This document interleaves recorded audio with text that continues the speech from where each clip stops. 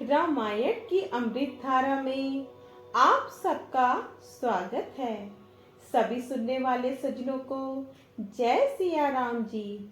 रामायण के पिछले भाग में आपने वहां तक सुना था जब भरत जी और शत्रुघ्न जी के प्रेम का वर्णन करने में सरस्वती जी भी सकुचाती हैं। अब इसके आगे से अयोध्या कांड भाग 37।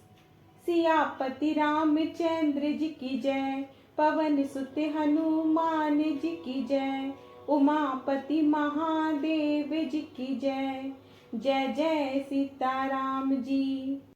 श्री रामचंद्र जी के चरण चिन्ह देखकर दोनों भाई ऐसे हर्षित होते हैं मानो दरिद्र पारस पा गया हो। वहां की रज को मस्तक पर रखकर हृदय में और नेत्रों में लगाते हैं और श्री रघुनाथ जी के मिलने के समान सुख पाते हैं। भरत जी की अत्यंत दशा देखकर वन के पशु पक्षी और जड़ जीव प्रेम में मग्न हो गए। प्रेम के विषयवश होने से शखा निषाद राज को भी रास्ता भूल गया। तब देवता सुंदर रास्ता बतलाकर फूल बरसाने लगे। भरत के प्रेम की इस स्थिति को देखकर सिद्ध और साधक लोग भी अनुराग से भर गए और उनके स्वाभाविक प्रेम की प्रशंसा करने लगे कि यदि इस पृथ्वी तल पर भरत का जन्म न होता तो जड़ को चेतन और चेतन को जड़ कौन करता।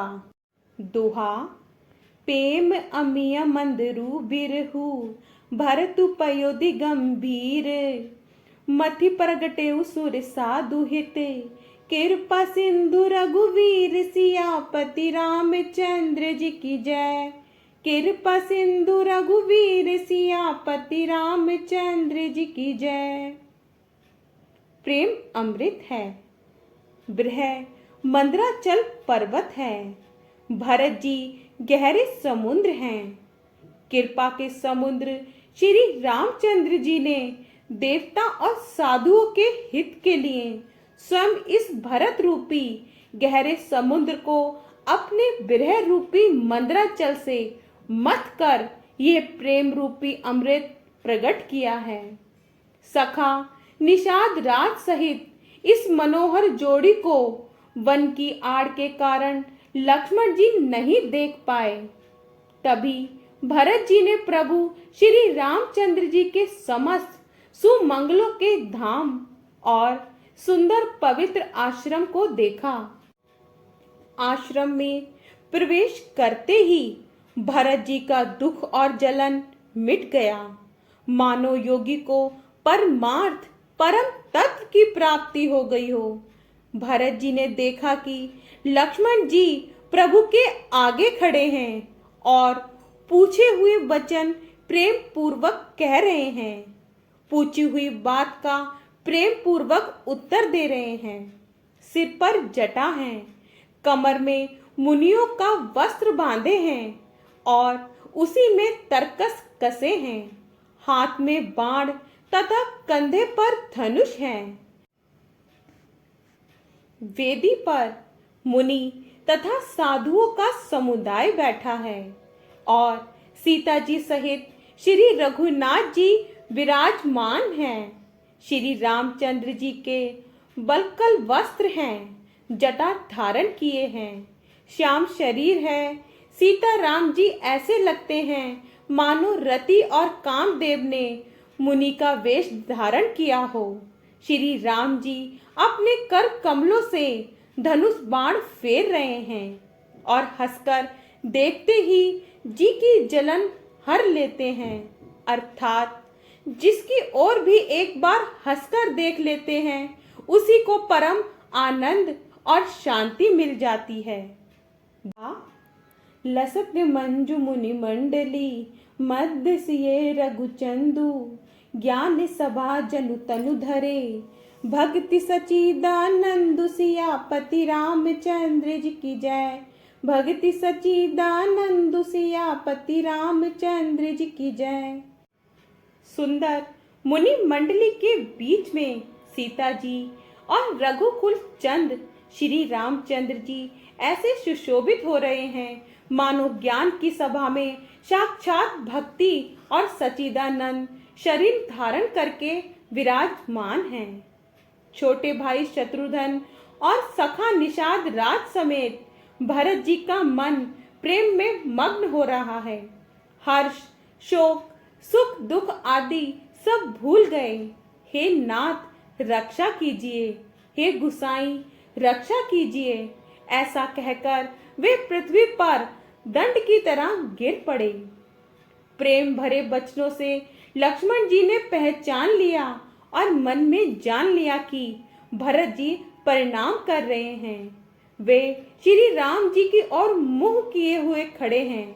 भरत जी पीठ पीछे थे, इससे उन्होंने देखा नहीं।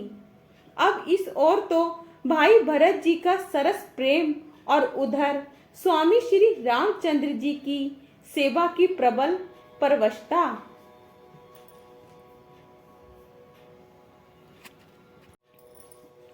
ना तो क्षण भर के लिए भी सेवा से पृथक होकर मिलते ही बनता है और ना प्रेम बस छोड़ते ही। कोई श्रेष्ठ कवि ही लक्ष्मण जी के चित्त की इस गति दुविधा का वर्णन कर सकता है। वे सेवा पर भार रखकर रह गए, सेवा को ही विशेष महत्वपूर्ण समझकर उसमें लगे रहे। लक्ष्मण जी ने प्रेम सहित पृथ्वी पर मस्तक नवाकर कहा, हे रघुनाथ जी, भरत जी प्रणाम कर रहे हैं। ये सुनते ही श्री रघुनाथ जी प्रेम में अधीर होकर उठे। कहीं वस्त्र गिरा, कहीं तरकस, कहीं धनुष और कहीं वाण। दोहा, बरबस लिए उठाई उर लाए कृपा निधान, भरत राम की मिलनी लखी बिसरे सब ही अपान, सियापति रामचंद्र जी की जय, बिसरे सब ही अपान, सियापति रामचंद्र जी की जय। तभी कृपा निधान श्री रामचंद्र जी ने उनको जबरदस्ती उठाकर हृदय से लगा लिया। भरत जी और श्री रामचंद्र जी के मिलने की रीति को देखकर सबको अपनी सुध भूल गई। मिलने की प्रीति कैसे बखानी जाए, वह तो कवि कुल के लिए कर्म, मन, वाणी तीनों से अगम हैं। दोनों भाई भरत जी और श्री रामचंद्र जी मन, बुद्धि, चित्त और अहंकार को भुलाकर परम प्रेम से पूर्ण हो रहे हैं। कहिए उस श्रेष्ठ प्रेम को कौन प्रकट करे? कवि की बुद्धि किसकी छाया का अनुसरण करे? कवि तो अक्षर और अर्थ का ही सच्चा बल है।